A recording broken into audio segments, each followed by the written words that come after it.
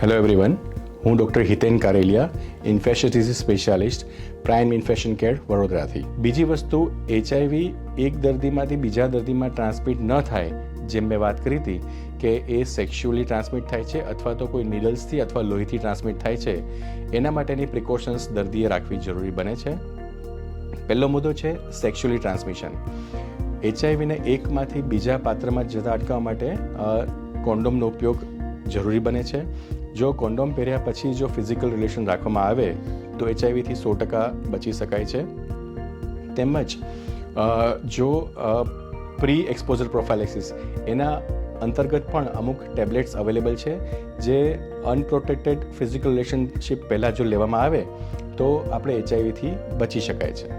બીજું, જો નીડલથી HIV થવાનો ખતરો હોય, જેમ કે જે હેલ્થ કેર સિસ્ટમમાં કામ કરી રહ્યા છે, જેમ કે ડૉક્ટર છે, નર્સ છે, ઓપરેશન માટેના જે સ્ટાફ છે, એ લોકોને જો HIV પોઝિટિવ પેશન્ટની નીડલ વાગે અથવા કોઈ ઇન્સ્ટ્રુમેન્ટથી ઈજા થાય તો તાત્કાલિક હેન્ડવોશ કરી અને જો પોસ્ટ એક્સપોઝર પ્રોફાઇલેક્સિસ અંતર્ગત જે ટેબ્લેટ્સ મળે છે એ ટેબ્લેટ જો ખાવામાં આવે તો HIVથી બચી શકાય છે.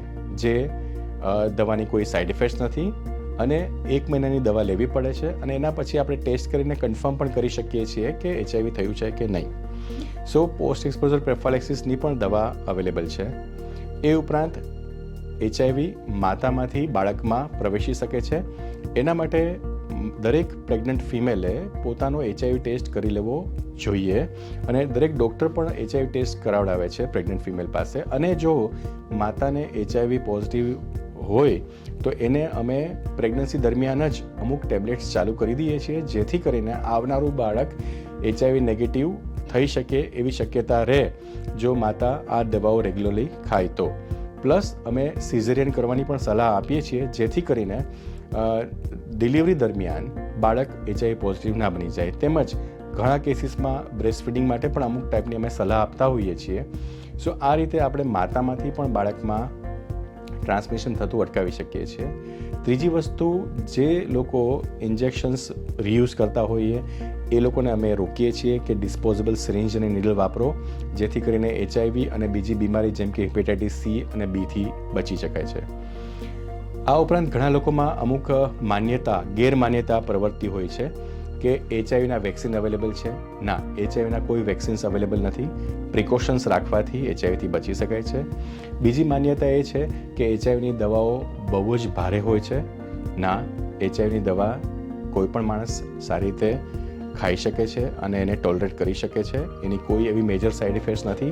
હા, જો તમને કિડનીની તકલીફ હોય કે એવું કંઈ હોય અથવા કોઈ મેજર એલર્જી હોય તો તમે તમારા જે HIV સ્પેશિયાલિસ્ટ ડૉક્ટર સાથે ડિસ્કસ કરી અને એ દવાને આપણે અલગ રીતે અથવા બીજી ટાઈપના મોલિક્યુલ્સ લઈ શકાય અને કિડનીના રિપોર્ટ પ્રમાણે એ દવાનો ડોઝ એડજસ્ટ કરી શકાય.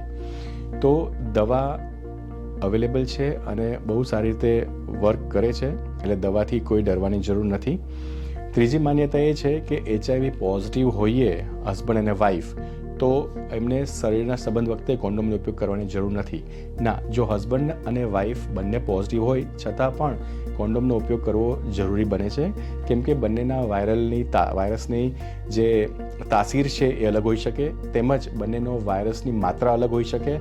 તો આ એકબીજામાં ટ્રાન્સમિટ ના થાય એના માટે પણ આ રીતે આપણે કોન્ડોમનો ઉપયોગ કરવો જોઈએ.